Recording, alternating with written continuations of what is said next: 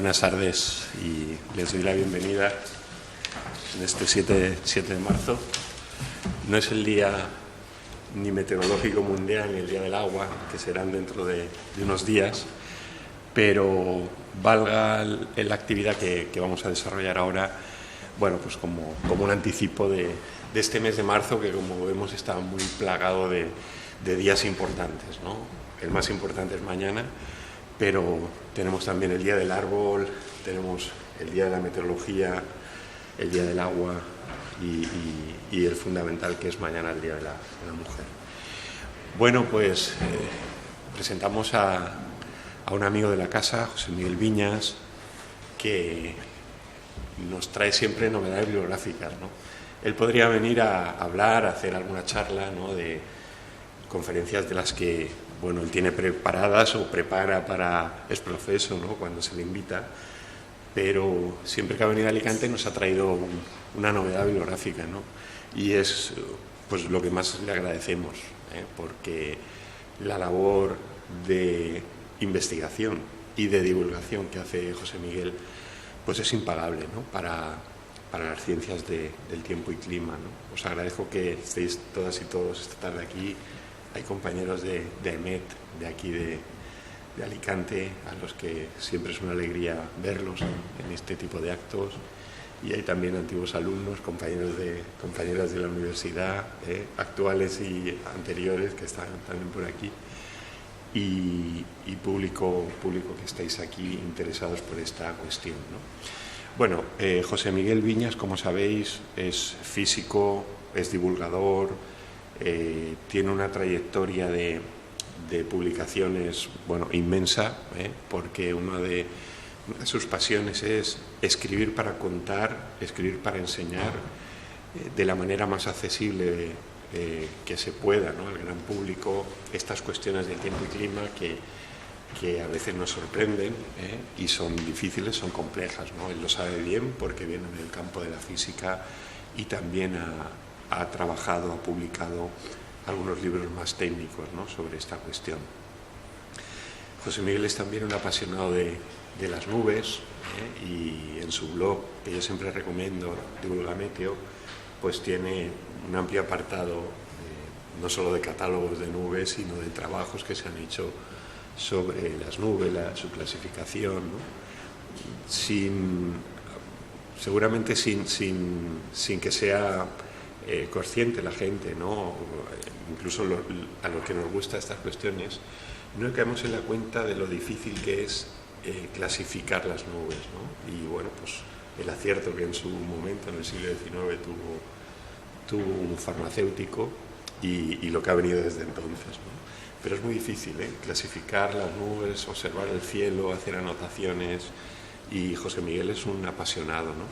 Y tiene otra faceta que a mí me cautiva también, que es su pasión por la pintura, ¿no? La pintura que refleja o elementos del tiempo y clima, o procesos donde uno puede ver la evolución del clima, ¿no? Saben que ahora, con todo esto del cambio climático, una de las líneas de investigación que algunos grupos están siguiendo es trabajar la evolución del clima a través de documentos históricos, por supuesto, y entre ellos en la pintura, Y bueno, pues todo eso lo van a encontrar de una manera amena, muy bien clasificada en la página web de José Miguel, Divulgameteo, y en el Twitter, que a diario pues él va colgando todas las novedades, ¿no?, que se va encontrando y va promocionando, así como novedades bibliográficas. Hoy vamos a presentar estas dos obras, y a raíz de eso José Miguel ha preparado la charla con el título que tienen ahí, porque es muy importante la educación de todo esto, sobre todo el cambio climático, ¿no? Les comentaba a José Miguel y a Samuel Biener, que es el que va a hacer la presentación oficial. Como saben, Samuel Biener es divulgador también, grado en geografía, máster en planificación de riesgos, y es una de las personas que, como yo, se ha sabido buscar las habichuelas con esta cuestión del tiempo y clima, ¿no?, y colabora con lo que hoy en día es una de las páginas de mayor impacto, tiempo.com, y lo que tiene asociado, ¿no?, de pronóstico meteorológico, Meteorred, que como les digo se ha convertido en una referencia, en una empresa que está ubicada en nuestra vecina región de Murcia, en Lorca, en una pedanía alejada, y sin embargo es un punto de referencia fundamental de la información meteorológica no solo en toda España, porque tienen corresponsales en Europa y en Iberoamérica. Bueno, ellos luego nos lo podrán contar, ¿no?, esta cuestión. Como les digo, Samuel estudió con nosotros, es otro de esos amantes del tiempo y clima que digo yo.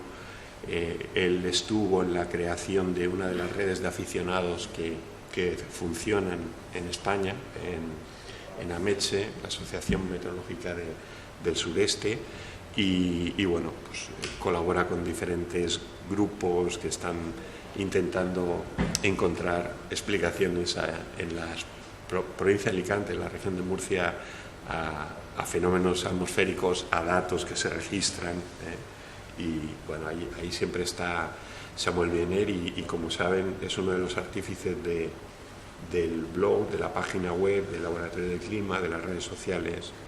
Ahí está Samuel.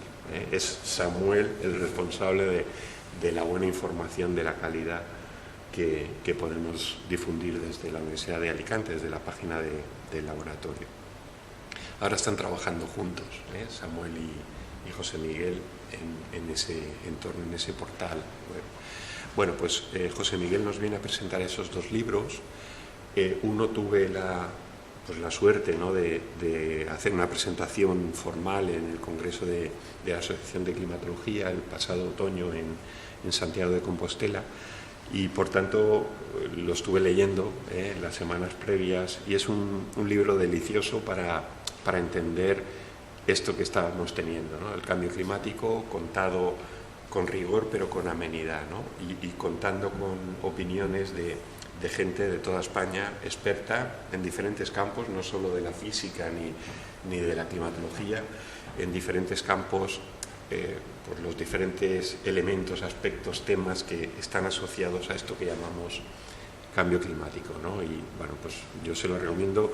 Digamos que de los dos libros que hoy se presentan, este sería el que tiene un poco más de nivel, pero el otro diríamos que tiene un nivel muy especial, ¿no?, el del tiempo, que es un pequeño manual de fenómenos, explicación de hechos atmosféricos, fenómenos, elementos, aparatos de instrumentación, orientado a los niveles básicos de la enseñanza, ¿no?, primaria y secundaria.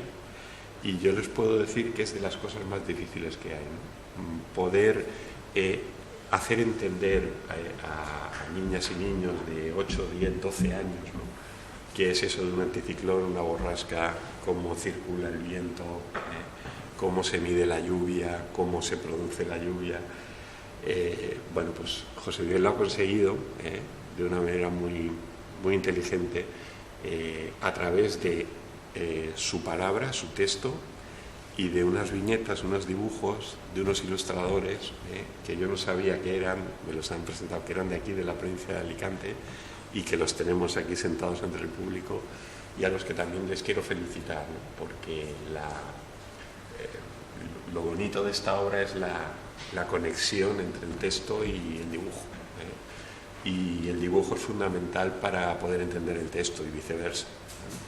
Me acuerdo que cuando estudiábamos nos recomendaban un libro, la Introducción a la Meteorología, de Mariano Medina, y traía unas ilustraciones de Summers, del padre del Summers de los hombres G, ¿no?, que como saben era cineasta, bueno, dibujante, humorista, y bueno, resultaban deliciosos también ver cómo el texto de Mariano Medina, ¿no?, se complementaba con esas viñetas de Summers, ¿no?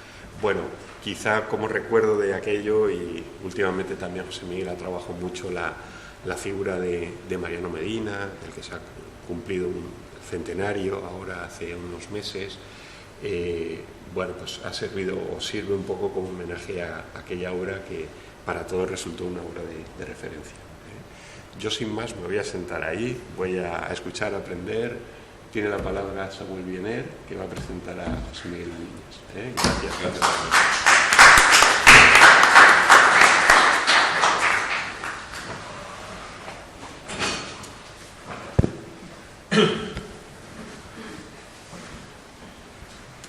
Hola, muy buenas tardes y bueno, en primer lugar agradecer a Jorge por sus palabras y por dejar otro año más estar aquí. Ya poco a poco, por suerte, estamos volviendo a la normalidad de estos actos tras el parón condicionado por el COVID y bueno, Jorge ya lo ha explicado perfectamente, pero de nuevo tenemos aquí a nuestro amigo José Miguel. Y bueno, parece que no haya pasado nada porque justo hace un año precisamente él ya nos adelantaba a Jorge y a mí la aparición de este libro infantil, ¿no? Que él ya nos decía que iba a ser muy divertido y muy ameno para los niños. Y bueno, como ha comentado también Jorge, precisamente es el público más difícil porque tienes que explicarlo de una forma sencilla para que lo entiendan ellos, ¿no? Y bueno, también como hemos hablado con José Miguel, a veces los niños son los que te hacen las preguntas más difíciles en este tipo de cosas, ¿no? Y bueno, más allá de lo que ha explicado y os ha comentado Jorge, efectivamente yo tengo la suerte de estar trabajando con José Miguel en tiempo.com, en lo que siempre ha sido Meteorred como redactores y mantenemos bastante contacto, ¿no? Y bueno, como ha dicho Jorge, pues es una empresa bastante potente. En mi caso, que tengo esa formación de geografía especializado en climatología, pues la verdad es que es una maravilla porque vas trabajando y a la vez vas aprendiendo porque tienes a gente como José Miguel que hace fácil lo más difícil, ¿no? Comunicar de forma sencilla, amena y muy accesible información bastante compleja, ¿no? Y bueno, si lo tenemos aquí como amigos, estamos aquí en Petit Comité y supongo que aquí casi todos somos aficionados a la meteorología y muchos conoceréis, como ha comentado Jorge, su blog, su página web de Divulgameteo, ¿no? Que bueno, podréis encontrar mucha información sobre los libros, que son unos cuantos que ha publicado José Miguel, también artículos muy curiosos, sobre todo, como también decía Jorge, de la pintura y la relación con la meteorología, ¿no? Porque mucha gente no se da cuenta, en la pintura se fija en las personas, en las figuras que salen, pero muchas veces pasan desapercibidas cosas muy curiosas, por ejemplo, los fondos con el cielo, ¿no? Hay unos detalles sobre las nubes que gracias a él en los artículos que ha ido publicando en los últimos años, pues ahora me voy fijando bastante, ¿no? En definitiva, es un todoterreno, ¿no? En lo que respecta a la divulgación meteorológica. Y bueno, José Miguel es físico del aire, es divulgador meteorológico, ya también era de los más conocidos en la época de la vieja guardia de Meteorred, fue de los primeros en estar en el foro, ¿no? En esa época, justo antes de 2010-2009, que fue así, ya que cambiamos de los foros más a las redes sociales, y en una época en la que ya teníamos contacto, pero nos conocíamos a través de los nicks de Meteorred, no en persona. Por suerte todo es más fácil gracias a las redes y todo lo que ha mejorado las comunicaciones en los últimos años, y por suerte tenemos más fácil verlos, ¿no? Y bueno, si seguís a José Miguel, pues sabréis que él ha estado participando en muchos programas de televisión, de radio, en medios de comunicación, ¿no? En los últimos años, sobre todo, ha sido colaborador de Radio Nacional España. Lo conoceréis, seguro que muchos lo habéis escuchado, en No es un día cualquiera. Ahora está en el programa de Agropopular de la COPE, que ya sabéis que el campo de la meteorología y la climatología es vital para las cosas del campo, ¿no? Y más viendo lo que está pasando últimamente en estos años, que vamos de un extremo a otro. Y también ha estado también en televisión, ¿no? Fue también presentador del Tiempo de Antena 3 durante un tiempo y también en otros medios nacionales y regionales. Bueno, aquí sé que hay varias personas que son fans de Órbita Laica, ¿no? Pues José Miguel precisamente es uno de los colaboradores habituales, ¿no? Él sobre todo se encarga de la parte de tiempo y clima, que también tenemos aquí al amigo Naum de Rojales, que es el geólogo en apuros, ¿no? Que también tenemos la suerte de conocer, ¿no? Y bueno, precisamente que estos programas vayan a más en los últimos años, pues es es una gran noticia, ¿no? Porque algunas veces a los divulgadores o comunicadores, digamos que se nos ha mirado como un poco por encima del hombro, ¿no? Y en una situación tan compleja y tan complicada como ahora, pues somos más necesarios que nunca para llegar al público. Y bueno, también José Miguel forma parte, está asociado a diversas asociaciones y agrupaciones. Por ejemplo, también tengo la suerte de estar con él en ACOMET, la Asociación de Comunicadores de Meteorología, que básicamente ahí estamos los que nos dedicamos un poquito a esto de la divulgación y la comunicación meteorológica, ¿no? Tanto por redes sociales como por televisión. Y también está en la AME, la Asociación Meteorológica Española, en la de climatología. En definitiva, como veis, pues aparte de ser un profesional, es un apasionado también de todo esto de la meteo y el clima, ¿no? Y bueno, aquí estamos hoy para presentar dos publicaciones suyas, como ha comentado Jorge. Una es un libro infantil, pero ojo, que no solo para los niños, ¿no? Con estas cosas también las personas adultas interesadas que se quieren iniciar en estas cosas de la meteorología, pues también puede aprender. Ya el año pasado, cuando estuvo por aquí, ya nos decía que los dibujos iban a ser muy divertidos y ya nos adelantaba algo de cómo iba a ser, y efectivamente es un libro visualmente muy bonito y que entra mucho a la vista, sobre todo para los pequeños, pero cualquiera podrá aprender algunas cosas curiosas y básicas sobre meteorología, ¿no? Y bueno, la otra publicación, la de nuestro reto climático, como ya ha explicado Jorge, bueno, podríamos decir que es a mitad de camino entre ensayo y digamos, manual, aunque esto ya lo comentará José Miguel. Está dividido por bloques, ¿no?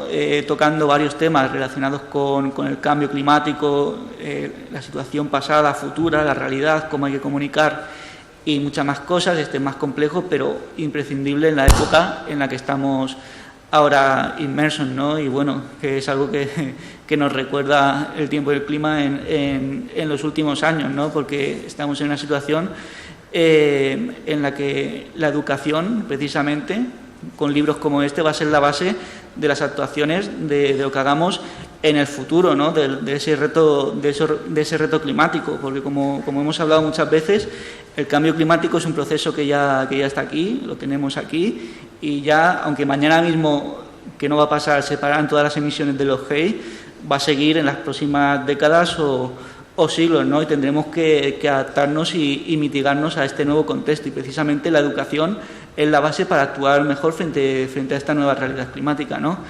Pero bueno, como os he comentado, todo esto lo tenemos aquí a José Miguel, os lo va a explicar, y ya os digo que son publicaciones muy disfrutables como todas las que ha hecho. Ya veréis que es muy riguroso, pero no pierde ese toque de cercanía, de sencillez.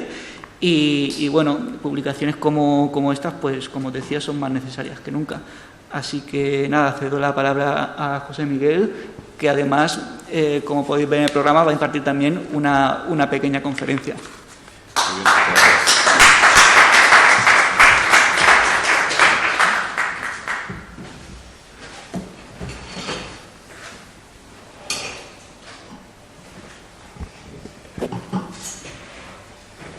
Bueno, pues muchísimas gracias a los dos, a Jorge, a Samuel, lo primero por volver a brindarme la oportunidad de estar aquí, en Alicante, con todos vosotros. Se está convirtiendo en una bonita costumbre, casi venir todos los años en este caso, a presentar unos libros y a charlar un rato de estos temas. La labor que hacéis aquí también en la universidad es muy importante, y en particular aquí en este edificio, con todas esas actividades que mantenéis del aula y del aula universitaria. Y bueno, pues un poco la idea es, aprovechando estos dos libros que prácticamente coincidieron en el tiempo, sus fechas de publicación, pues comentar un poco, al hilo de los dos, la importancia que tiene lo que he puesto en el título, ¿no? Por un lado, el reto climático al que nos estamos enfrentando, nos vamos a enfrentar en las próximas décadas, y la importancia que tiene que todas estas cosas, estos temas ligados al clima, a la atmósfera, al tiempo, que lleguen a los más jóvenes, que van a ser los que dentro de unas cuantas décadas tomarán las decisiones que deberían de llevarnos por el camino adecuado para afrontar el reto, ¿no? Esa sería un poco la idea. Tengo una pequeña presentación y voy a ir un poco avanzando sobre ella. Esta fotografía, que seguro que la habéis visto en algunas de las muchas versiones que tiene, pues lo que nos está representando es justamente eso, ¿no? El legado que tenemos que dejar a los que vienen por detrás. Hay de alguna manera una cierta responsabilidad, ¿no?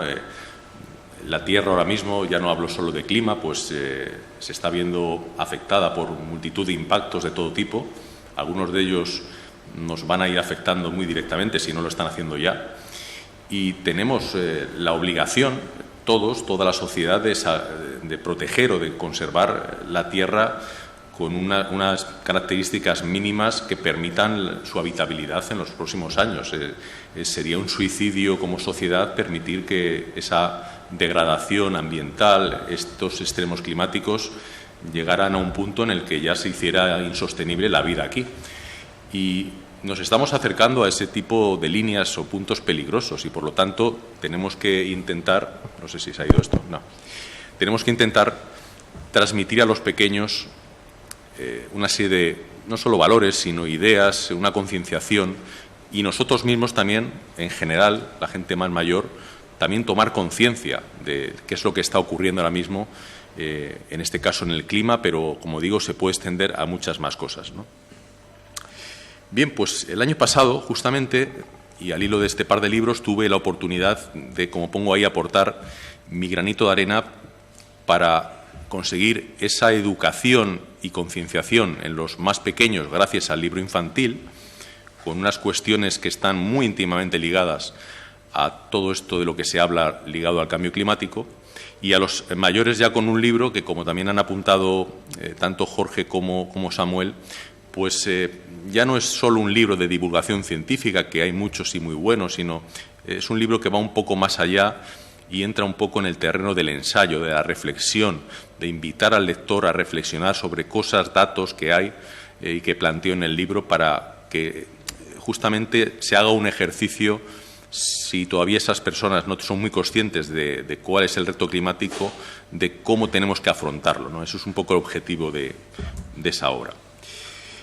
Bien, estaba ya desde la pandemia, desde algo antes de la pandemia, trabajando en el libro de nuestro reto climático, un encargo editorial de la editorial Alfabeto del grupo Plataforma, y a finales de 2021 fue cuando desde la editorial Shackleton me comentaron que si me animaba a hacer un libro infantil, que además iba a abrir una colección sobre distintos temas, no solamente científicos, y habían pensado pues que les encajaba muy bien arrancar la colección con un libro dedicado al tiempo y que fuera yo no solo el autor, sino, como podréis luego ver, incluso el protagonista con los personajes de la colección, que luego os contaré, que son un perro y un gato.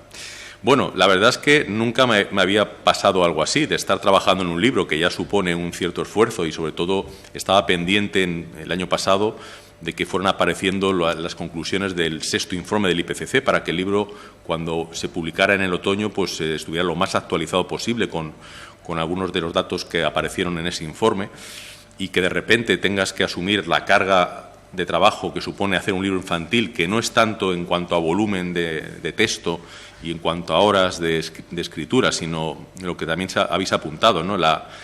Cambiar la manera de plantear hacer un libro, ponerse en la cabeza de un chico, de una niña de 8, de 10 años y contarle cosas sobre las que estoy muy acostumbrado a hablar, pero claro, no a niños, sino a mayores, ¿no? Y ese era el reto, no climático en este caso, sino que suponía para mí meterme en un libro infantil, que por otro lado es algo que desde hace ya mucho tiempo quería hacer, porque, como también habéis dicho, pues he ido tocando muchos palos y he dado charlas a chavales, he tenido buenas experiencias en ese sentido, pero nunca había plasmado en un proyecto editorial algo así, ¿no? Y la experiencia ha sido muy, muy buena, y, como os voy a contar, también han tenido mucho que ver los ilustradores en ello. Bueno, vamos a hablar un poco primero del reto climático. Esto que pongo aquí es una idea sobre la que, de alguna manera, vertebra toda la obra, ¿no? Es un reto mayúsculo, es el mayor reto al que jamás nos hemos enfrentado como sociedad, y nos han pasado cosas terribles, pero realmente estamos ante algo global, ante algo que nos está afectando en mayor o menor medida ya a todos, con independencia del país donde estemos, de cuál sea nuestra actividad. Y también otra de las ideas que transmito en el libro es que ese reto es difícil. De hecho, vamos con una dificultad añadida por la inacción que ha habido durante estas últimas décadas, pero no es imposible. Es decir, se pueden hacer muchas cosas, se pueden cambiar muchas cosas, hay todavía un cierto margen de maniobra, pero está claro, cada año que pasa, si estas acciones o medidas pues, siguen yendo lentas o no van directamente, pues eso redundará en que la dificultad cada vez será mayor. A mí no me gustaría ver que llegáramos a un punto en el que ya incluso, aunque quisiéramos hacerlo, no podamos. Y sobre el papel esa posibilidad existe. Pero, como digo, hay un margen de maniobra, ¿no? Y es un poco a lo que me agarro a la hora de plantear el libro. Bueno, aquí tenéis un poco el esquema que voy ahora un poco a desarrollar con las ideas fundamentales que he querido transmitir con la obra. Tiene 6 capítulos, un prólogo, un prefacio, una biografía al final y unos agradecimientos. Bueno, el prólogo, pues igual que estoy contentísimo de estar aquí rodeado de Jorge, de Samuel, pues para mí que el prólogo del libro lo escribiera nada menos que Javier Martín Vide, catedrático de Geografía Física en la Universidad de Barcelona, absoluta referencia en España y fuera de España en climatología, un especialista en particular en precipitación, pues fue para mí un regalo, ¿no? Cuando le planteé a Javier si quería hacer el prólogo, por supuesto con su característica amabilidad, una persona con una amabilidad extrema, pues no solo me dijo que sí, sino que estaba encantado con poder escribir unas líneas. Y bueno, pues simplemente si leéis el prólogo del libro, sacaréis ya una serie de ideas perfectamente sintetizadas del tema del que estamos hablando, ¿no? Es un prólogo que condensa a la perfección, con esa capacidad que tiene Javier, las claves de este asunto, ¿no?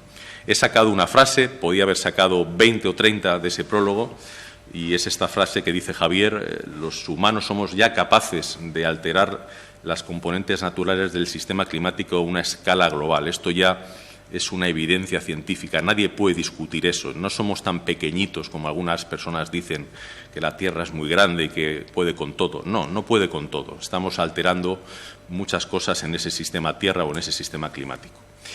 Bien, digamos que un orden lógico en el libro, tal como lo planteé, es, vamos a empezar a contar pues que sí, que estamos con un cambio climático, pero que ha habido muchos cambios en el clima a lo largo de la historia de la Tierra, ¿no?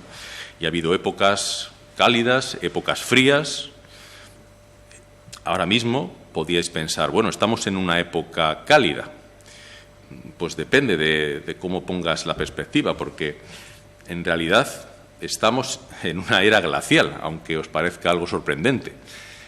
Durante periodos bastante largos de la historia de la Tierra, en la Tierra no ha habido hielo. La Tierra ha sido un planeta mucho más cálido que la actualidad. Me remonto billones de años hacia atrás. No estábamos nosotros aquí.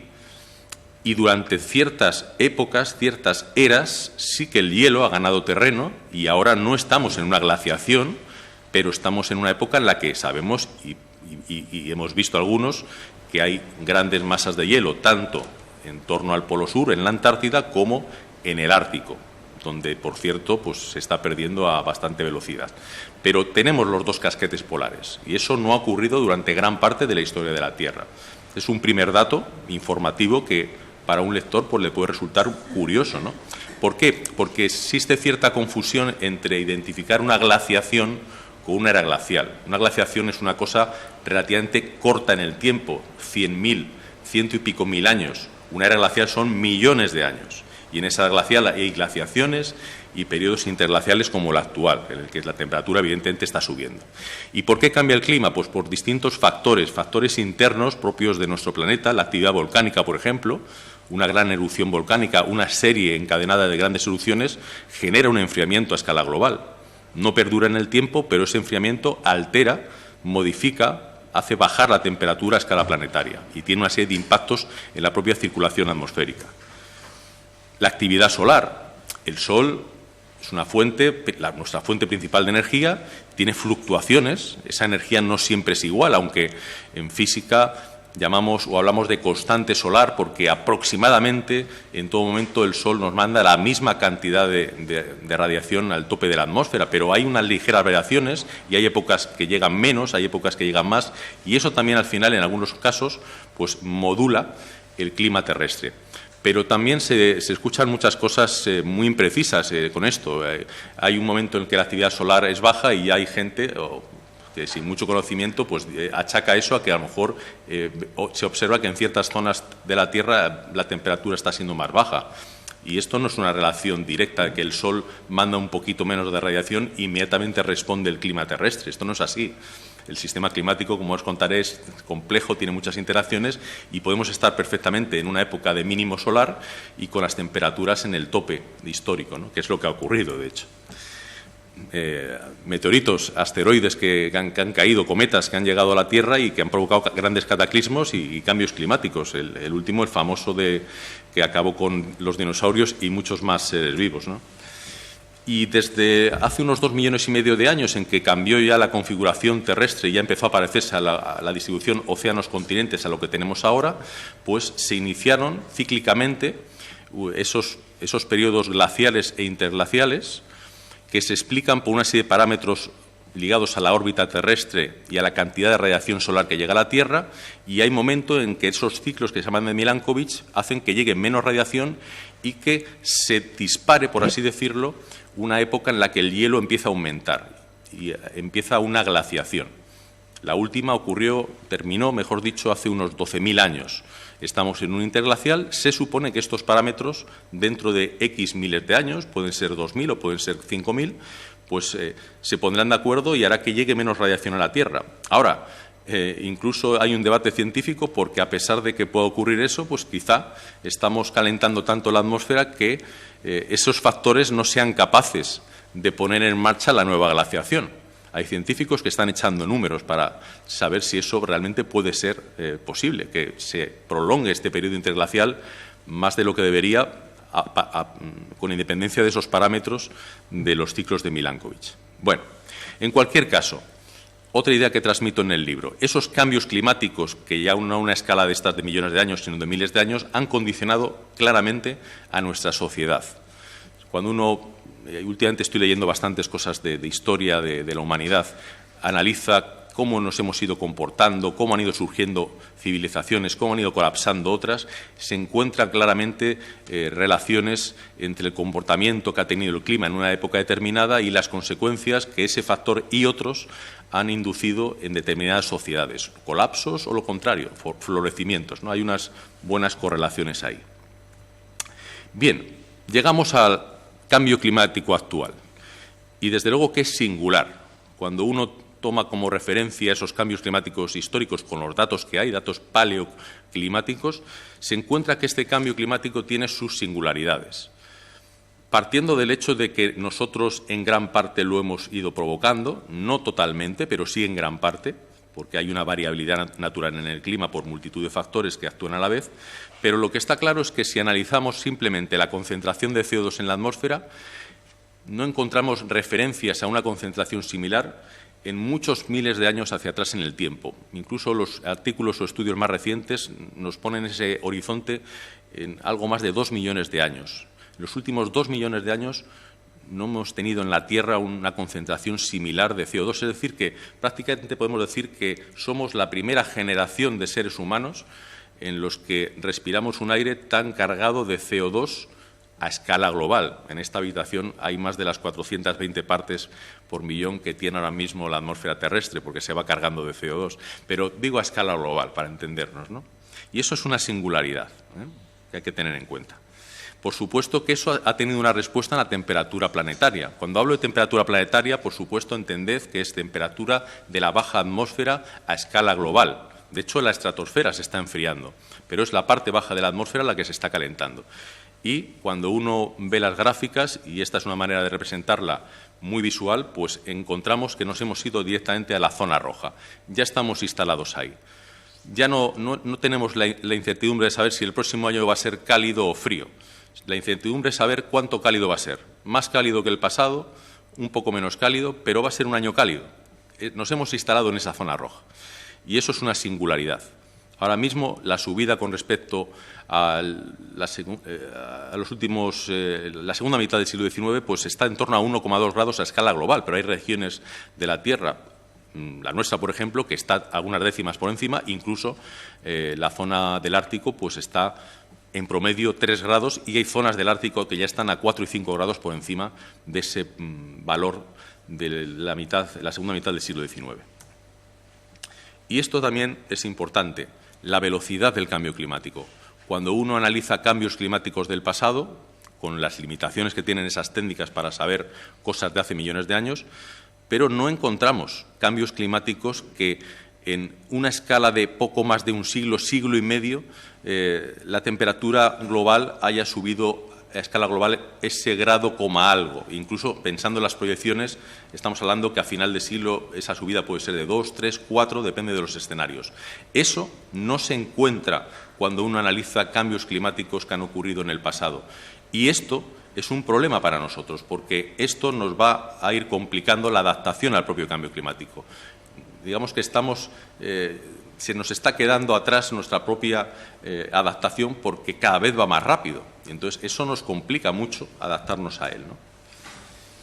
Otra idea importante en el libro era explicar que el clima, que habitualmente se relaciona con la atmósfera, con el comportamiento atmosférico a largo plazo, pues que no es algo únicamente ceñido a la atmósfera y lo estamos viendo. El calentamiento de la baja atmósfera está teniendo repercusión en muchos otros subsistemas del propio sistema climático. Y es ahí donde incido en ese capítulo tercero. El sistema climático no solamente es el sistema atmósfera, ahí está la conexión de la atmósfera con los océanos, la hidrosfera, con las grandes masas de hielo de la Tierra, con la criosfera, con la biosfera a la que pertenecemos, incluso a escalas de tiempo mayores. Hay cambios también en la litosfera, fenómenos de erosión, por ejemplo, que pueden hacer en un momento dado alterar determinadas zonas terrestres, ¿no? Entonces, como veis ahí con esa figura, y hay muchas parecidas, pues ahí está todo lleno de flechitas, porque si subo la temperatura de la baja atmósfera, pues eso provoca que se caliente la superficie del océano, eso a su vez altera los patrones de circulación de las corrientes oceánicas, de las corrientes atmosféricas, hace que el hielo flotante se reduzca, como estamos viendo que está ocurriendo, el que haya menos hielo hace que haya más absorción de energía, el que haya más absorción de energía a su vez provoca que los fenómenos sean más extremos y eso al final a los que vivimos aquí, a todos los seres vivos, pues nos empieza a complicar la existencia. Veis un poco la idea, todo conectado. Esa es la dificultad también. El clima hay que entenderlo como el comportamiento del sistema climático, no solo el comportamiento de la atmósfera. Y además estamos asistiendo a algo en los últimos años que yo creo que ya es perceptible. Hasta hace no mucho, cuando nos hablaban de cambio climático, nos hablaban, dentro de no sé cuántos años va a pasar esto. Y además nos llegaban imágenes de lo que ya estaba pasando lejos de nuestra casa, en el Ártico, la imagen famosa del oso polar. Y eso ya no es así. Ahora mismo estamos ya percibiendo fenómenos muy extremos que a veces nos pillan muy de lleno. No sé si aquí hay alguien del norte de Mallorca que está en la charla, pero la semana pasada pues, no tuvo precisamente un clima que la gente en general identifique con el que hay en Baleares. Una nevada bastante potente, temporal fortísimo en la mar, vientos casi huracanados o huracanados. En fin, fenómenos extremos que, como digo, nos están ya afectando bastante de lleno. Y bueno, he puesto fenómenos, pero podía hablar de las olas de calor y fijaros lo que pasó el año pasado, ¿no? Y además, somos cada vez más vulnerables porque ya somos 8.000 millones de personas, porque además tenemos la mala costumbre de agruparnos en grandes ciudades y muchas de esas ciudades ponerlas al nivel del mar, es decir, una zona vulnerable, por ejemplo, a la subida de ese nivel. En definitiva, aunque vivimos en nuestra burbuja de cristal y parece que estamos protegidos de esos impactos que va generando el clima, pero no. La realidad lo que nos indica es que esa vulnerabilidad está aumentando por la manera en la que nosotros pues, hemos ido construyendo nuestra sociedad. Y como pongo también ahí, esa idea es importante, ¿no? Ya da un poco igual a qué nos dediquemos y dónde estemos viviendo, porque en mayor o menor medida esos impactos ligados a la subida global de la temperatura nos están empezando a afectar. Y lo estamos viendo aquí en nuestro país, lo estamos viendo en el área mediterránea en particular, lo están viendo en el resto de Europa, una sequía histórica, una sequedad en el suelo también histórica en Europa, Asia, Norteamérica. Fijaros las cosas que están ocurriendo simplemente este invierno. Ya no me remito ya muchos años. En Norteamérica tuvieron una entrada en Navidad de frío realmente con muy pocas referencias en la época instrumental. Tuvieron luego un río atmosférico que ha dejado unas lluvias tremendas en toda la zona oeste. El episodio de nevadas que ha habido ahora allí ha sido absolutamente brutal. Después de la ola de frío de diciembre, en enero, hubo anomalías cálidas de hasta 15 grados en el centro y este de Estados Unidos. Es decir, es una alteración climática muy potente. Y bien, era importante, como digo, pues esperar un poco para rematar el libro a lo que planteaba el sexto informe del IPCC. Y básicamente, pues ya lo habréis leído por la prensa, pues lo que plantean los modelos climáticos es que nos dirigimos claramente a un mundo cada vez más cálido. No hay ningún modelo que pronostique de aquí a final de siglo que las temperaturas puedan empezar a bajar. Y eso sí, el IPCC, en este último informe, baraja 5 posibles escenarios de emisiones. En función del escenario al que vayamos dirigiéndonos, pues la adaptación será más sencilla o menos sencilla. Como digo yo, más sencilla o más traumática, que es lo poco deseable. Esos son los 5 escenarios. Los 2 azules serían los deseables, pero los deseables con más impactos de los que ya estamos viendo ahora mismo. Un escenario de 1,5 grados a final de siglo, que ya se da por perdido, incluso dentro de la propia comunidad científica, y ya la aspiración es llegar a los 2 grados a final de siglo con la temperatura estabilizada ahí. Pero es que meter pues desde más 1,2 que estamos a 2 grados, 8 décimas más a escala global de la temperatura en menos de 80 años, que podéis pensar, bueno, eso no es nada. No, eso no es nada, no, esos son muchos más impactos de los que estamos ya observando ahora mismo que están ocurriendo. Por lo tanto, tenemos que estar preparados para eso, que sería el mejor de los escenarios al que seguramente podamos dirigirnos. Y para adaptarnos a esto, o mejor dicho, para afrontar el reto climático, pues tenemos 2 opciones, fundamentalmente, la adaptación y la mitigación. La adaptación, como pongo ahí y cuento en el libro, pues requiere de grandes inversiones de los Estados, adaptar nuestras ciudades. Aquí está Jorge, un experto en planificación de territorio, y como bien sabes, pues hay que tener unas políticas, una visión de futuro amplia para hacer grandes inversiones, infraestructuras necesarias directamente para autoprotegernos, porque si no hacemos esas inversiones y si no se hacen en países del tercer mundo, pues al final las consecuencias serán dramáticas, porque muchas personas pues, van a sufrir muy directamente esos impactos, aquí en zonas costeras o en cualquier otro lugar. Y, por supuesto, pues no olvidar la mitigación, porque también es clave. Es decir, si queremos evitar esas curvas que iban para arriba, de 2, 3, 4, 5 grados por encima de los valores del siglo XIX a final de este siglo, pues hay que mitigar, hay que dejar de emitir, de seguir calentando la caldera con más carbono, ¿no? Y en este caso, pues son políticas que se tienen que realizar no solo a nivel político de los gobiernos y de las empresas, sino ya medidas individuales. Nosotros mismos, tiene que salir de nosotros cambiar ciertos hábitos, ser conscientes de que estamos metidos en una sociedad y no puedes convertirte en un eremita, pero sin llegar a ese extremo, seguro que haciendo una reflexión personal puedes ir cambiando cosas que has hecho hasta ahora y que sabes que tienen una menor huella de carbono. Eso sobre el papel es sencillo, pero es difícil porque estamos en una sociedad que no ayuda en absoluto a llevar a cabo ese tipo de acciones, pero es lo que tenemos que intentar. Y bueno, un sexto capítulo que he llamado sorpresas climáticas, porque todo esto que os cuento de que vamos a más calor, de que los extremos climáticos cada vez serán mayores, sobre el papel lo plantean los modelos climáticos, pero puede haber sorpresas por esa complejidad que os decía que tiene el sistema climático. Y pues se están estudiando en distintas zonas de la Tierra procesos que se están dando lugar allí, porque si se alcanzan ciertos puntos críticos, pues quizás salte de repente un efecto contrario al esperado, y eso introducirá más incertidumbre a ese comportamiento futuro que pueda tener el clima. Todo esto hay mucha gente, muchos científicos hoy en día estudiando, pues qué es lo que está pasando en el Ártico, esa pérdida de hielo tan acentuada, pues ahí pueden quizá cruzarse umbrales que pueden alterar de manera muy profunda la circulación de los océanos, y eso puede tener unas consecuencias en el propio comportamiento atmosférico.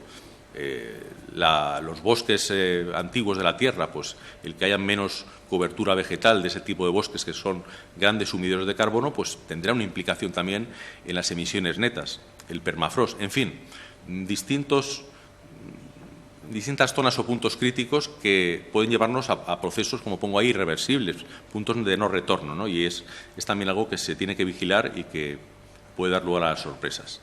Bien, en el libro hay una bibliografía que no he querido que fuera excesivamente larga ni muy académica. Básicamente son 35 libros, yo creo que asequibles y que cubren un espectro bastante amplio de estas cuestiones que voy abordando en los distintos capítulos del libro. Son libros que en su momento yo he ido reseñando en la radio, por ejemplo, en el programa de Pepa Fernández, y son libros además que tengo también referenciados en la bibliografía de libros de cambio climático de mi página web.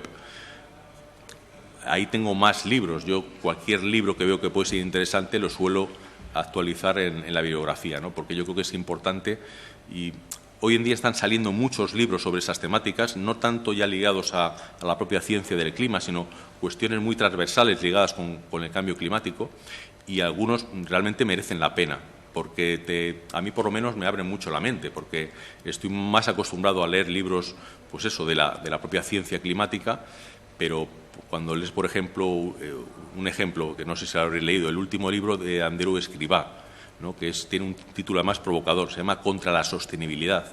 Entonces, plantea pues realmente ese cinismo que de alguna manera tiene esta sociedad, que se está pintando de verde, ¿no? Como que todo es ecológico, como que tal, pero cuando uno rasca ahí, pues ve que realmente ahí hay mucho de escaparate y que en el fondo de la cuestión la cosa no es como parece, ¿no? Pues eso te hace reflexionar sobre realmente cuál es la manera o la vía por la que deberíamos de ir, ¿no?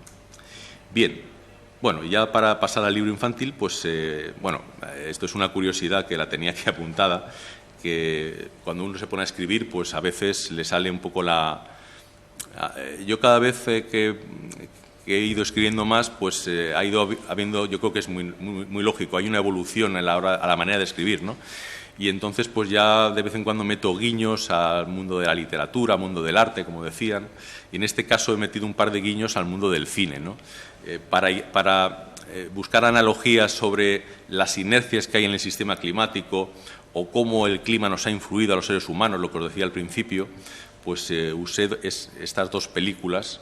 En el caso de 2001, Una odisea del espacio, el papel que ese monolito, que esa civilización superior coloca en determinados momentos para favorecer que la propia especie humana progrese, ¿no? De manera, o sea, de alguna manera nos puede dar un poco la idea esa de cómo el clima nos va modulando también nuestra manera de evolucionar en la Tierra, ¿no? Porque es lo que os decía, ha habido cambios climáticos que han sido decisivos a la hora de, por ejemplo, que una civilización progresara o lo contrario, ¿no? Y el tema de las inercias, pues me pareció simpático la famosa escena de los hermanos Marx en el oeste, que pide Groucho a los hermanos más madera para conseguir que el tren vaya más rápido y descarrila y sigue el tren, ¿no? Pues es lo mismo, si seguimos emitiendo CO2, pues al final, aunque cortemos el grifo, pues la inercia del sistema va a seguir y seguirá subiendo la temperatura. Bueno, esto paso. Y lo que también creo que lo comentaba Jorge, pues me pareció muy interesante integrar en el libro una serie de textos colaborativos, no solo de personas que están ligadas a estos temas, y te ofrecen, yo creo que una visión transversal desde distintas ópticas de cómo ven el cambio climático, el reto climático, cómo ven el clima de los próximos años, ¿no? He puesto de las 39 personas solamente 8, creo que las tenéis a todas controladas. Está Teresa Rivera, la vicepresidenta de Transición Ecológica, y está el segundo, no sé quién es, sí, Jorge Olcina, está por ahí también, con un texto. Sebastián Álvaro, también buen amigo y que ha estado muchísimo, bueno, sabéis que este hombre viaja mucho y conoce muchísimo las regiones polares, las zonas de alta montaña, y tiene una experiencia vital impresionante sobre esas zonas y dejó un texto muy bonito además. Ángel Rivera, para mí un referente absoluto del mundo de la meteorología y buen amigo, también una reflexión de Ángel. Joaquín Araujo, también amigo gracias a la radio, con una prosa maravillosa y siempre que te hace pensar. Ernesto Rodríguez Camino, ya se ha jubilado, pero Ernesto ha trabajado muchos años en AEMET y para mí un referente absoluto de la modelización del clima, de los modelos climáticos en la agencia y a nivel nacional e incluso internacional. Ha participado en muchas reuniones internacionales sobre eso. Antes comentabais que estaba ahora también trabajando con César Lumbreras en Agropopular, pues le pedí un texto, igual que a Pepa Fernández. Y también está Carlos Briones, el astrobiólogo.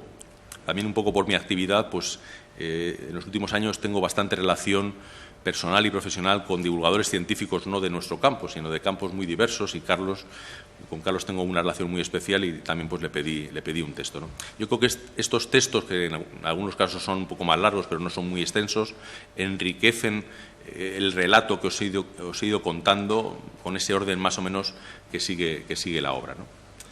Bien, bueno, pues estaba yo ahí liado con todo esto que os he contado, con el IPCC, con los textos, y me llega esa oferta irresistible, aunque difícil, por lo que os decía, porque nunca había estado en paralelo con 2 libros.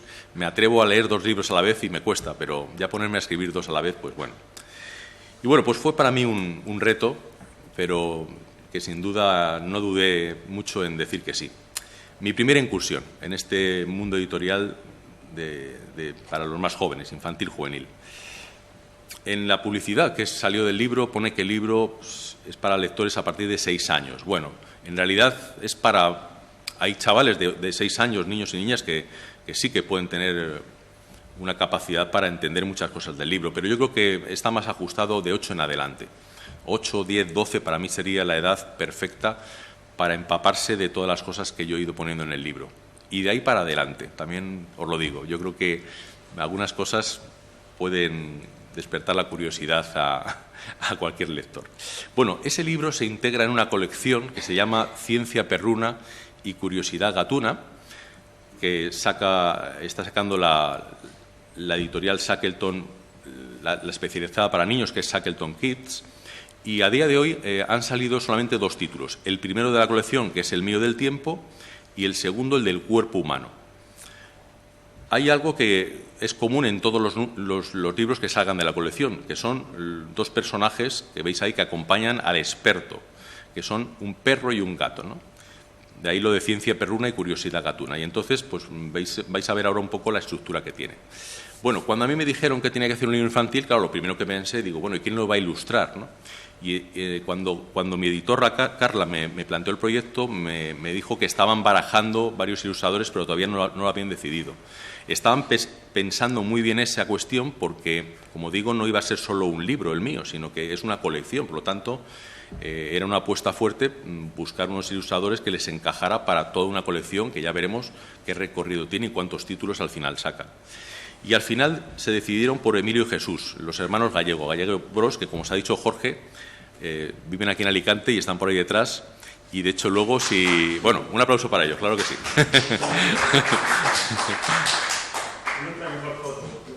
Bueno, luego si tenéis curiosidad, pero yo os voy a contar un poco la parte mía, pero claro, luego está su parte. Es muy interesante saber cómo ellos recibían las cosas a través de la editorial que yo mandaba y cómo ellos han trabajado los dibujos tan bonitos que vais a ver ahora. Bueno, pues claro, lo primero que me pidió Carla, mi editora, fue un índice. Bueno, ¿qué metemos en un libro que tiene que tener unas 60 páginas? Pues, a ver, sobre el tiempo en general. Pues bueno, pues a mí me salieron de manera espontánea ya muchos temas, ¿no? Pues hay que hablar de la atmósfera, hay que hablar de la circulación atmosférica, hay que hablar de borrascas y anticiclones, del calor, del frío. Aunque sea del tiempo, algo de cambio climático que hay que meter, hay que aprovechar para que los chavales pues también tengan alguna idea sobre eso. Bueno, hice un esquema, lo fuimos puliendo, al final quedó en eso que veis ahí, ¿no? Huracanes, tormentas, la nieve, el viento, bueno, temas muy genéricos, ¿no? Porque era dar una visión general para un crío de todo eso. Yo tuve claro una cosa cuando me empecé a plantear el libro. Yo vengo viendo desde hace muchos años cómo gente de nuestra edad, mayores incluso, arrastran mal muchos conceptos, en mi caso meteorológicos, pero eso se puede extender a muchos campos, ¿no? ¿Por qué? Pues por varias razones. Por un lado, porque quizá en este país, aunque Mariano Medina, como decías, pues hizo una gran aportación, la cultura meteorológica no ha despuntado como debería hasta hace unos años. Quizá la meteorología o el clima no se ha explicado como se debería explicar en los colegios o como debe de explicarse, yo creo, hoy en día, por la importancia que tiene este tema que os acabo de apuntar. Y entonces quise incidir mucho en los conceptos claritos, específicos, yendo al grano, de manera fácil para que un niño o una niña de esas edades los entienda. Y bueno, pues había que explicar, por ejemplo, la circulación general de la atmósfera. Pero fijaros qué importante para mí es que un chaval entienda cómo se comporta a nivel global la atmósfera, porque ahora estamos hablando del cambio climático. El cambio climático está provocando cambios en esa circulación atmosférica. Si un niño de 12 años entiende lo que es la célula de Hadley, por ejemplo, y lee luego en una información, cuando ya sea algo más mayor, que se está moviendo la célula de Hadley, eso va a tener ya integrado eso en su cabeza y va a saber las consecuencias que puede tener eso. Entonces, claro, si se mueve la célula de Hadley, va a haber más sequías en la zona mediterránea, ¿no? Efectivamente, porque la zona donde bajan los vientos sube de latitud. Son cosas que, si tenemos esa idea básica, la vamos a asimilar de manera mucho más sencilla. La atmósfera, en todos los libros de texto que se explica meteorología, se habla de las capas de la atmósfera y las explicamos en el libro. Pero entender que las nubes están justo abajo, la importancia que tiene la estratosfera, dónde aparecen las auroras boreales, dónde están los astronautas por ahí volando, todo eso, explicado así de manera, como digo, muy amable para los chavales, pues creo que puede ayudar a luego a entender muchas noticias que hay circulando hoy en día de estas cuestiones. Las nubes, por ejemplo, lo decía antes Jorge, ¿no? Una idea que hay que desterrar, y ya desde pequeño, es que las nubes no son vapor de agua. Cuando se hace una encuesta, si yo ahora salgo ahí al paseo y empiezo a preguntar ¿qué es una nube? ¿Qué es una nube? El 60-70% de las personas, con unas palabras o con otras, me va a decir que bueno, pues una nube es vapor de agua, pero así. Y eso hay que explicarlo. Y luego otra idea que está también muy asentada. Hay piedras, hay plantas, hay árboles, hay pájaros, hay perros y hay nubes. Las nubes no son objetos que están ahí, aparecen de repente y desaparecen. La idea que he querido transmitir es que una nube es un proceso físico. Cuando ese proceso físico, porque se dan las condiciones adecuadas para ello, se produce en una zona de la atmósfera, aparece una nube, que puede tener una forma u otra y tener unas características u otras y unas consecuencias u otras. Pero ese cambio de idea del objeto, de la naturaleza, al proceso, es fundamental, porque si entiendes eso vas a entender muchas más cosas que luego te explicarán cuando estés en la ESO, cuando vayas a la universidad o cuando leas noticias de cambio climático. Esa es la idea, ¿eh? Tenía que explicar qué es una borrasca y qué es un anticiclón. Bueno, esto tampoco yo soy aquí muy original, pero pues vamos a coger un grifo, que además hay mucho rollo con el tema de Coriolis, que si el giro va para un lado o para otro. No, vamos a olvidarnos del giro de Coriolis. Lo fundamental, en la atmósfera hay zonas que en un momento dado la presión es más baja y claro, en una zona de baja presión el aire tiende a ir hacia allá. Igual que en un fregadero, pues si quitas el tapón, ahí deja de haber agua y el agua se tiende a colar. Pues vamos a asociar ese desagüe con esa borrasca y ese grifo que aporta agua con ese anticiclón que aporta aire. Al final estamos hablando de fluidos, pero claro, para un chaval o para alguien que no tiene tan claro el tema de atmosférico, pues un símil así yo creo que rápidamente lo identifica. Y encima el agua gira y una borrasca, como sabemos, pues tiene un giro, en un sentido o en otro. Y además, como el aire en unas zonas sobra y en otras hay escasez, pues hace que el aire se mueva y se desplace y nos lleva directamente al concepto viento. Es decir, que un concepto te va llevando a otro. Y como además están aquí Gallego Bros, pues me lo ponen muy fácil, porque estas figuras te gustan y se te quedan en la cabeza, ¿no? La idea que tenían en la editorial era lo que os he puesto abajo, que esos temas de 2 o 4 páginas en ocasiones introdujeran esos conceptos, esas explicaciones fáciles, curiosidades, porque al final hay que despertar la curiosidad, y que además esta colección, y creo que sí que puede cumplir con ese objetivo, se convierta en una colección de libros de apoyo al profesorado. Los profesores, en distintos cursos ya de últimos de primaria o primeros de la ESO, tienen, por supuesto, que impartir una serie de asignaturas y parte de esa materia es tema de clima o de meteorología, pero no van a entrar en ciertos detalles que a lo mejor estos libros sí que te pueden aportar. Entonces, a mí me encantaría que muchos niños leyeran el libro, pero que aparte hubiera profesores que lo tuvieran como un material de apoyo para una clase en la que a lo mejor explican pues, cosas básicas de meteorología. El libro puede ayudar a dar un salto más en ese conocimiento de los conceptos, que para mí ha sido importante. Aquí tenéis la doble página de la nieve y, bueno, pues veis ahí que pues hablo de la estructura hexagonal, la curiosidad de la nieve rosa, una historia de un personaje que hubo en Estados Unidos que fotografió con una cámara durante muchos inviernos las famosas estrellitas de la nieve. En fin, de cualquiera de estos temas básicos de meteorología se pueden contar muchas cosas y muy curiosas. Aquí tengo el de las tormentas porque es una doble página. Aquí los hermanos Gallego, con la idea del famoso experimento de la cometa y el peligro que tiene ponerse debajo de un árbol cuando impacta un rayo, pues hicieron este dibujo tan chulo a doble página, y luego en la otra pues la cometa de Franklin, lo veis ahí, ¿no? Que es un rayo en bola, una curiosidad, pero claro, cuando uno quiere hablar de rayos puedes contar pues la típica física, aunque sea adaptada a los niños, de por qué se forma una descarga eléctrica en una tormenta, etcétera, pero hay rayos en bola y eso, pues ahí está la curiosidad. Y si ese niño o esa niña tienen ya unos cuantos años más y se acuerdan del rayo en bola, buscarán información sobre eso y quién sabe si eso despierta en ellos una vocación para dedicarse a la física y a estudiar electromagnetismo, no lo sé. Y un capítulo obligado en el libro era la predicción del tiempo, porque es, digamos, lo que la población en general asocia más a un meteorólogo, ¿no? Dar la predicción en la tele, los hombres del tiempo. Y aquí lo que intenté explicar es el famoso efecto mariposa, la dificultad que tiene predecir el tiempo a largo plazo, cómo todo está conectado, como os he contado antes, en el clima, en el sistema climático, y cómo una alteración, una modificación en una zona se transmite por la atmósfera y puede dar lugar a una situación de tiempo totalmente distinto en la distancia, ¿no? Y eso es lo que limita justamente la predicción. Pues lo he intentado contar, lógicamente, para unos niños de esas edades. Lo que os decía, el calentamiento global, fundamental. No quería centrar mucho en el libro estos temas. Hay una página también dedicada a la contaminación.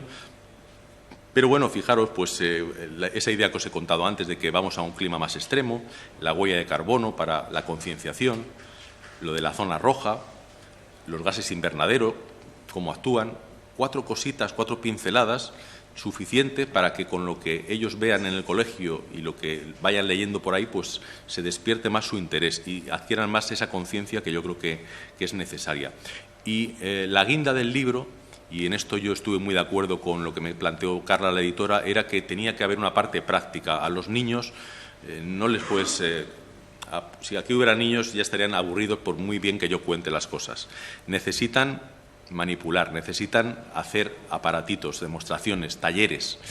Entonces, pues bueno, aunque fuera 3 pequeñas pinceladitas, pues cómo te puedes construir con cosas que tienes en casa, con una botella y tal, un termómetro, un barómetro, un pluviómetro, y ahí está explicado con los distintos pasos para que ellos lo puedan hacer en casa. Y yo creo que esto es un acierto del libro, y esto en otros libros que tengan unas temáticas similares yo creo que se volverá a repetir, ¿no? Porque experimentar, el poder tener tú ese aparatito que lo has leído en el libro, pues creo que le da un plus, ¿no? al libro.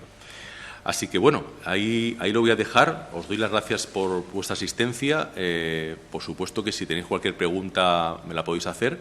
Y lo dicho, están también los Gallego Bros ahí. Así que si queréis, muchas gracias.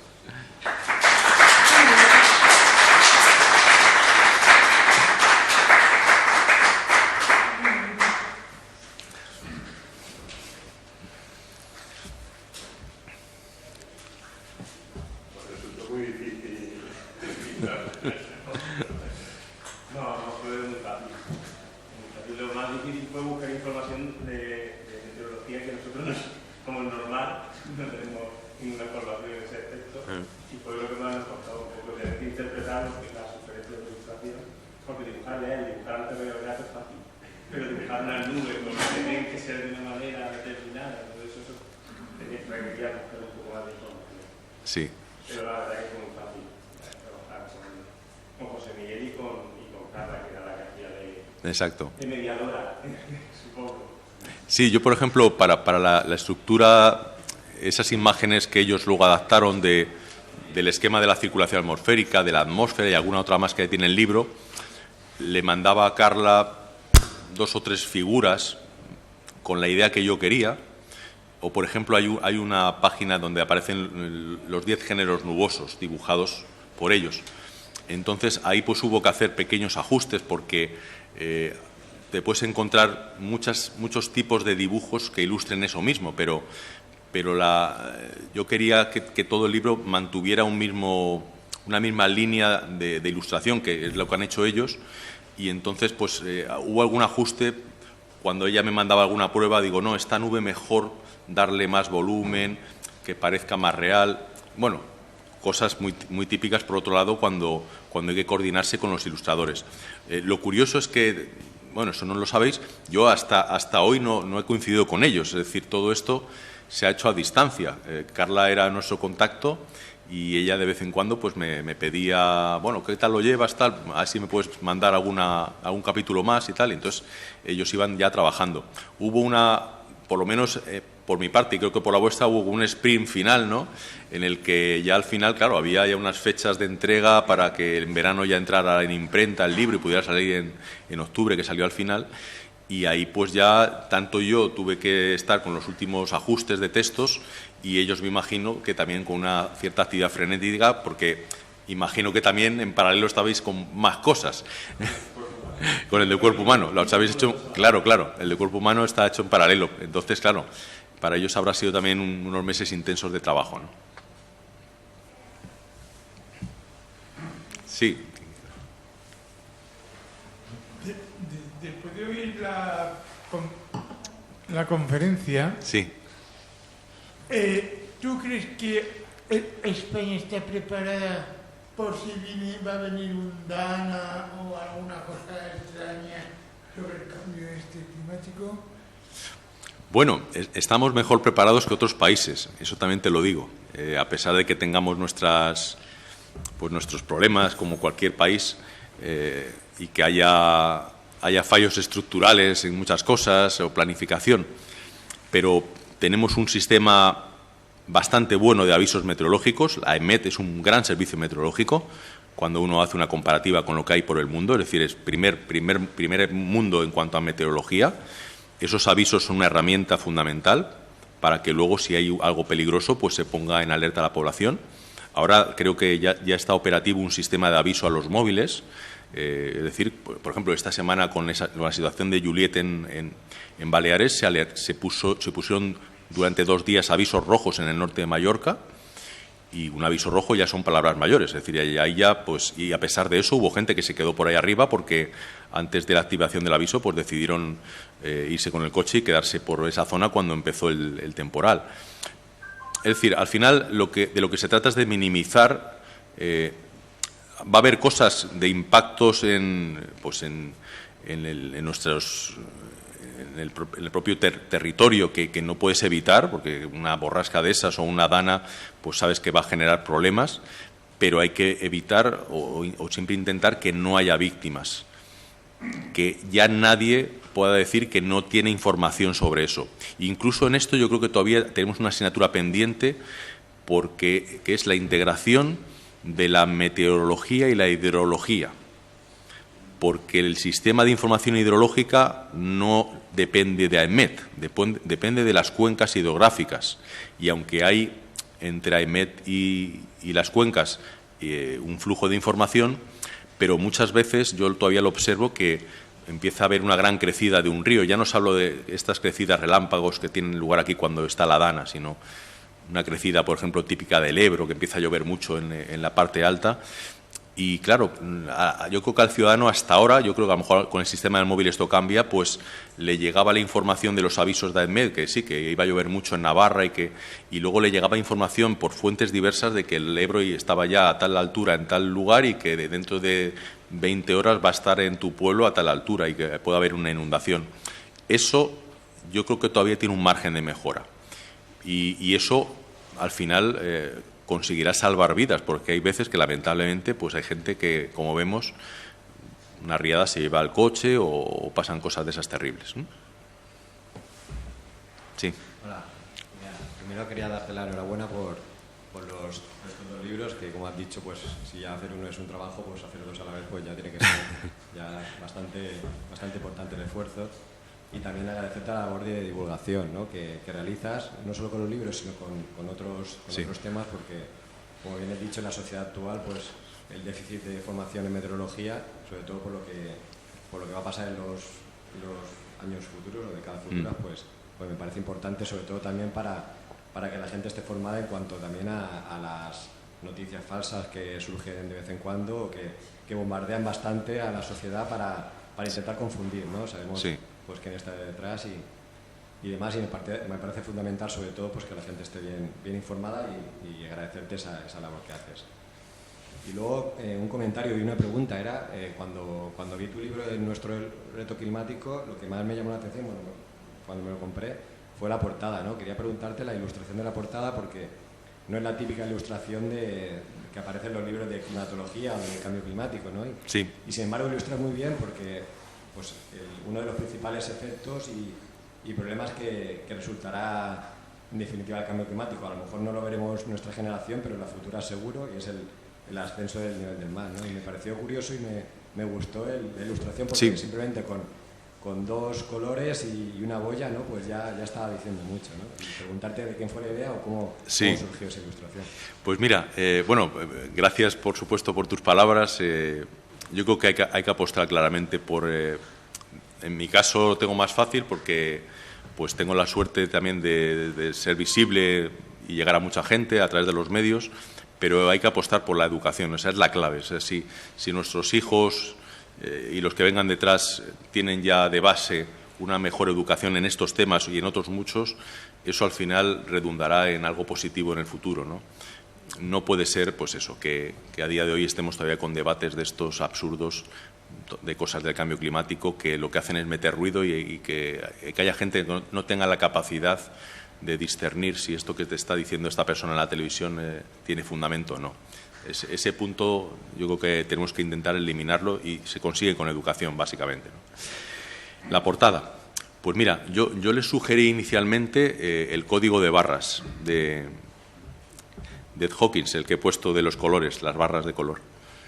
Luego alguien me comentó en Internet, de hecho en redes sociales, que por lo visto yo pensaba que era algo libre, vamos, que tú podías coger el código y ponerlo en una portada, pero por lo visto hay unos derechos, es decir, que no es sencillo cogerlo y de hecho en el libro infantil está. Espero que no me nos toque las narices con eso. Pero bueno, entonces yo le planteé esa idea y encima además en junio, que fue cuando yo entregué el manuscrito, se anunció el libro que iba a sacar Greta Thunberg en octubre, que no sé si lo tenéis o lo habéis visto, y tiene justamente el código de barras de Hawkins en la portada. Todo el libro de Greta es con el código. Entonces, esta línea editorial de esta colección de Alfabeto juega siempre con esos tonos verdes y granates. Y sí que les planteé la idea de la subida del nivel del mar como una cosa simple, y lo que ellos no habían pensado es lo de la boya.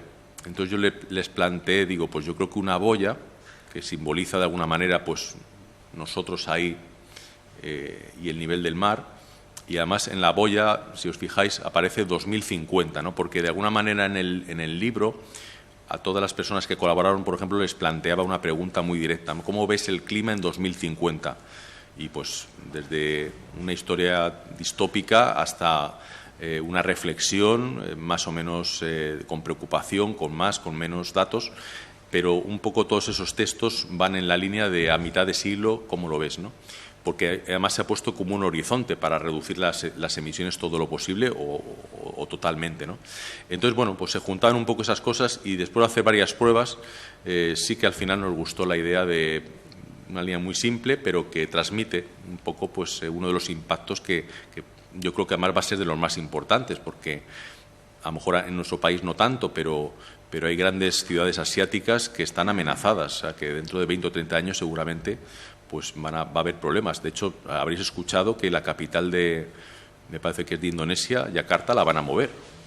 Está en una zona que claramente es inundable y han decidido ya mover toda la capital. Es decir, que estamos llegando ya a esos extremos.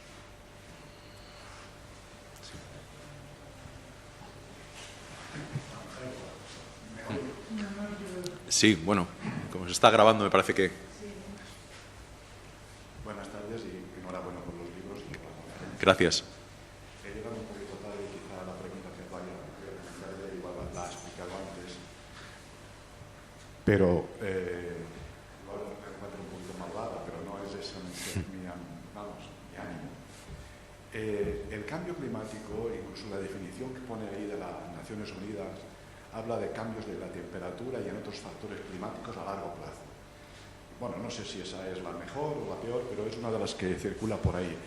Yo lo que observo en estas definiciones es muchísima ambigüedad.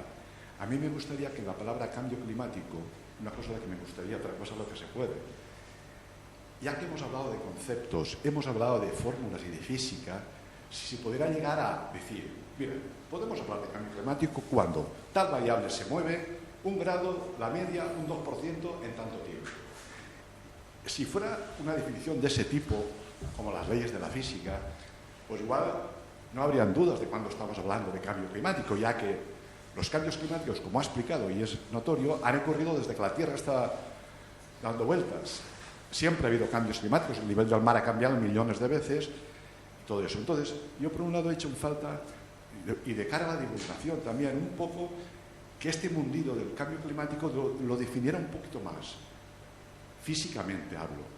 Y también otro apartado del cambio climático que lo veo necesario en las charlas, en las divulgaciones y todo, es en qué porcentaje, o sea, cuando hablamos de que el cambio climático es real y existe, es correcto, nadie duda de que... Pero claro, alguien podría decir, en el siglo XV, en el Reino Unido también había viñas, yo qué sé. O sea, aquí estamos hablando del cambio climático porque es el hombre el que lo está acelerando, si no, no tendría sentido hablar. Hombre, tendría sentido hablar como prevención de catástrofes, porque las catástrofes también se tienen que prevenir. Pero bueno, yo creo que estamos hablando más porque es el factor humano el que está acelerando ese cambio climático. Y si es eso cierto, me gustaría saber si hay un porcentaje definido de en qué parte contribuye la actividad humana a esa aceleración del cambio climático. Porque, evidentemente, si el cambio climático producido por el ser humano y sus actividades industriales y petroquímicas, etcétera, pues contribuye en el 0,05, pues, ¿de qué estamos hablando? Si contribuye solamente en una cantidad importante, el ser humano tiene un problema y tendría que plantarse y tomar medidas. O sea, en la definición y en la cuantificación de la contribución del ser humano y sus actividades, porque yo al final solamente me quedo con la idea de que es el CO2 el culpable, o sea, los transformados de la industria de los fósiles. Todo eso es lo que está provocando la aceleración en la temperatura y luego en otros factores climáticos. Pero bueno, se ha podido... Yo hace años asistí a una conferencia también en este lugar y unos geólogos hablaban de que sí, de que ya se empieza a cuantificar en qué parte contribuye la actividad humana al cambio climático. Yo no lo sé, yo me gustaría, sí. Porque, y termino, porque en la calle, cuando se habla del cambio climático, yo observo que hay una asociación automática de cambio climático y contaminación. La gente cuando ve una foto donde el plástico inunda las playas, todo es plástico y el plástico no se va. Entonces, eso le llaman cambio climático. Cuando ven los plásticos, las basuras, las cantidades de toneladas de restos que genera el ser humano. Evidentemente, quizá contribuya también, pero yo creo que no es lo mismo la contaminación y el cambio climático de temperatura, lluvias, terremotos. No sé. Sí. En definitiva, un poquito la definición, concepto, fórmula, si hay una fórmula del cambio climático y en qué porcentaje contribuye la actividad humana. Gracias, sí. De verdad. Bueno, gracias. El tema terminológico, digamos que no hay un acuerdo. Hay personas que piensan que es más correcto hablar de calentamiento global porque es la principal manifestación de este cambio, pero se está demostrando que ya no es así porque la temperatura está subiendo, pero ya estamos viendo que los impactos asociados a esa subida están marcando de alguna manera ya incluso cambios a nivel de circulación atmosférica. Y es lo que se está estudiando hoy en día. O sea, realmente, si esto va a seguir, ¿en qué punto vamos a llegar? ¿Va a llegar un momento en el que ya no van a entrar borrascas por Portugal? ¿O al revés? ¿O va a cambiar a que todo el rato van a entrar borrascas? Es decir, eso es lo que se está un poco hoy en día estudiando. Yo en el libro hay una parte en la que justamente reflexiono sobre cómo ha evolucionado ese término y hemos llegado finalmente a la emergencia climática o a la crisis climática, ¿no? Que es lo que hoy en día pues, está más extendido incluso en los medios, ¿no? Cuando se habla de esta cuestión, por la urgencia que hay en tomar ese tipo de medidas de reducción de los gases de efecto invernadero. La cuantificación, pues me imagino que habrá algún estudio que a lo mejor ha intentado hacer eso, cuantificar qué parte es debida a lo que hemos ido haciendo y qué parte en todo momento es debida al comportamiento natural del clima. Pero el problema es que constantemente hay muchos factores que están actuando al margen de lo que hacemos nosotros. Nuestras aportaciones están contribuyendo a que haya ya una base de fondo sobre la cual está actuando la propia variabilidad. Pero esa base de fondo es lo que al final está desencadenando lo que estamos viendo. Porque siempre estamos aportando unas cantidades enormes de gases de efecto invernadero. Muchísimo más de lo que aporta en promedio cada año la actividad volcánica, por ejemplo, que es un factor natural que sabemos que actúa. Fenómenos como el niño y la niña, que tienen una gran potencia a nivel de modular la temperatura planetaria, están empezando a no tener tanto peso en la temperatura media global. Pensemos que los últimos años han sido los más cálidos de toda la serie histórica instrumental y han sido años de niña. Es decir, la niña en teoría contribuye a enfriar algunas décimas la temperatura del planeta y sin embargo hemos tenido años cálidos o muy cálidos a escala global. Eso lo que nos está indicando es que factores naturales que en condiciones normales estarían provocando pues incluso una bajada de la temperatura perceptible, quedan camuflados por ese nivel de fondo que resulta de todo lo que estamos emitiendo. Por lo tanto, ¿qué porcentaje? Difícil precisarlo, pero está claro que sin esas aportaciones no estaríamos observando un comportamiento como el que se ve, ¿no? Sí. Necesito observar que está en la movilización climática precisamente. Sabe mucho más mi compañero, ¿no? Pero está claro el efecto de los gases, los modelos climáticos y los escenarios se basan exclusivamente en la emisión de gases de efecto invernadero, CO2 y otros gases, como metano, etc. Entonces, bueno, está claro que esa modelización que da buenos resultados a veces nos está quedando corta, incluso con lo que hay. Está claro que el aumento de gases de efecto invernadero va aumentando la temperatura. Y ahí en esa modelización también intervendrían los cambios naturales del clima. Es decir, que hay un efecto que yo no sé cuantificar, pero de alguna manera está muy clara la influencia del hombre. Y eso Sí. El IPCC le costó admitirlo, pero al final lo admitió hace un par de informes, ¿no? Como la culpabilidad. Claro, le costó admitirlo con rotundidad precisamente porque cuando se empieza esto ha sido conservador. Sí, conservador, pero porque también cada vez las incertidumbres están más acotadas. Siempre, yo siempre lo digo, siempre va a haber incertidumbres. O sea, no vamos a poder hacer una predicción exacta del clima de dentro de 30 años en cuanto a temperatura, precipitación o cualquier otra variable que nos interese. Pero las tendencias son clarísimas. Es decir, a lo mejor este próximo año no creo, por probabilidad, que tengamos un verano tan extremo como el año pasado. Pero hay bastantes probabilidades de que en un plazo de quizá 5 o 10 años repitamos algo parecido, si no en menos tiempo. Porque la tendencia está ya ahí, ¿no? Por cierto, has comentado el libro de Andreu Escrivá, me parece un libro extraordinario, provocador, y que sale del ámbito estrictamente climático, que es el que planteamos los meteorólogos. Exacto. Y me parece que se aprende muchísimo en ese libro.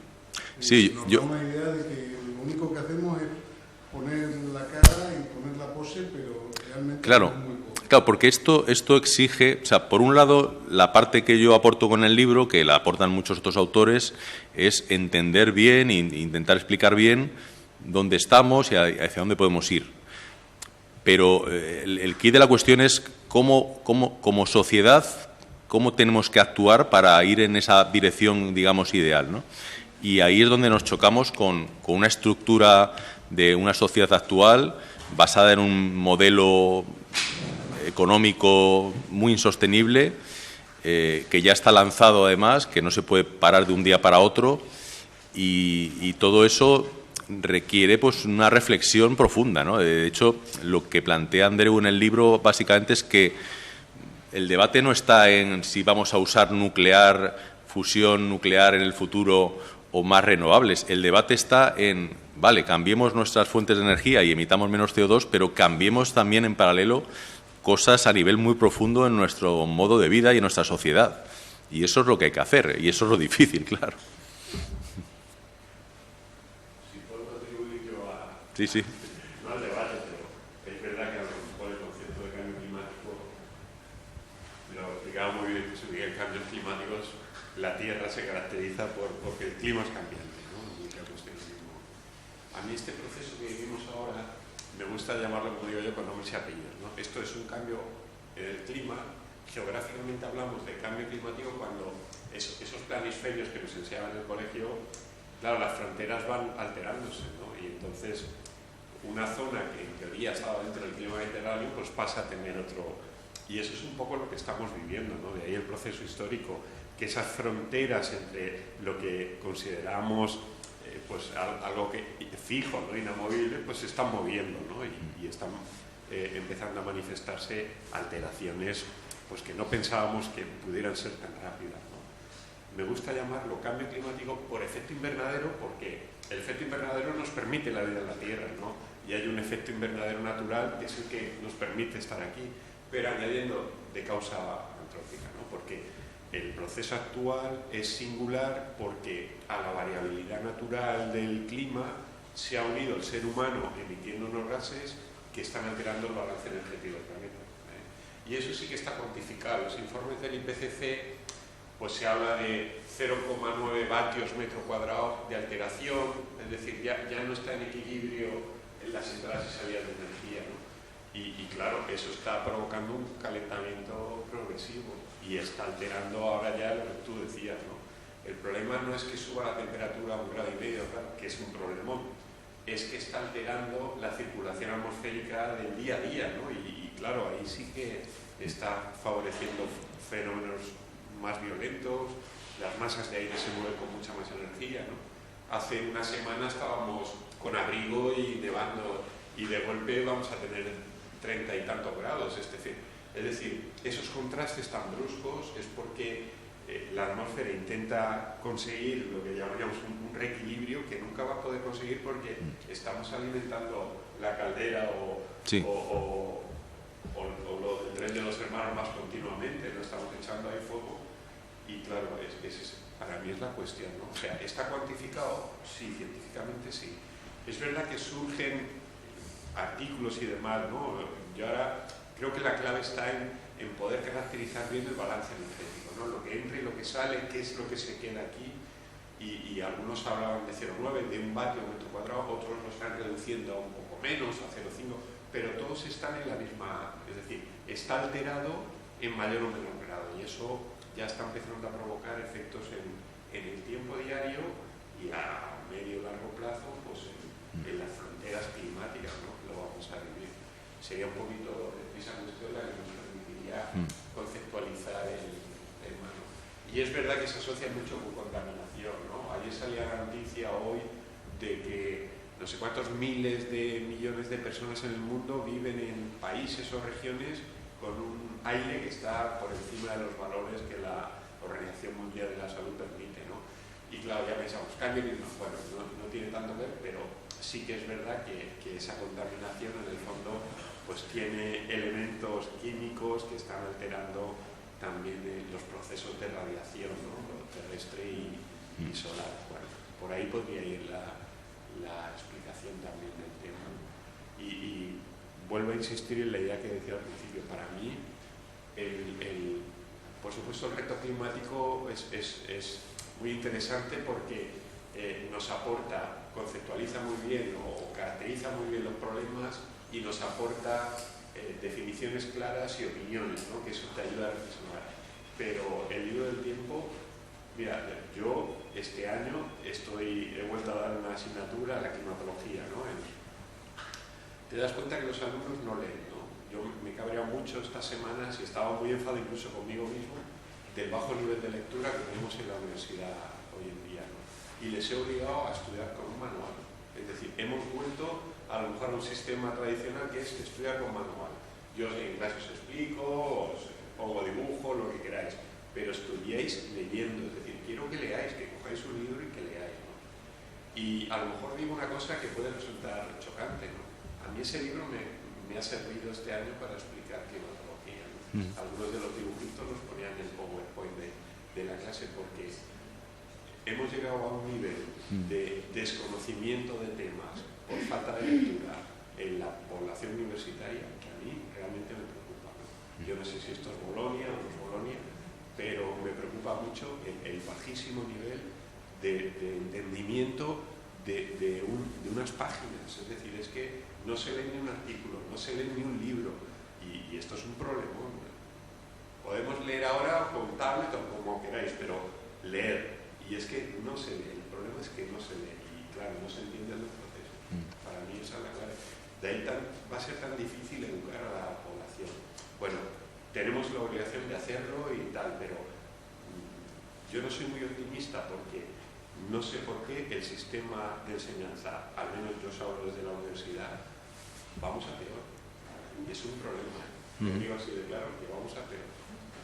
En el conocimiento de la sociedad, de los problemas básicos, de cómo entender las cuestiones, de reflexionarlas, de proponer soluciones tal. Hostia, yo eso no lo estoy viendo y de verdad estoy preocupado, ¿eh? No me había percatado de la degradación que en los últimos años estamos teniendo y bueno, pues claro, es que un libro de estos, por supuesto la ESO está, pero es que a mí me sirve la universidad, es que a mí me está sirviendo la universidad. Sí, sí. Y ya no, si hablamos ya de la inteligencia artificial y creación de textos, ya entramos en otra dimensión, ¿eh? En fin, bueno, pues no sé. ¿Qué dices? Bueno, pues muchísimas gracias. Gracias a vosotros. Muy bien. Gracias. Muy bien.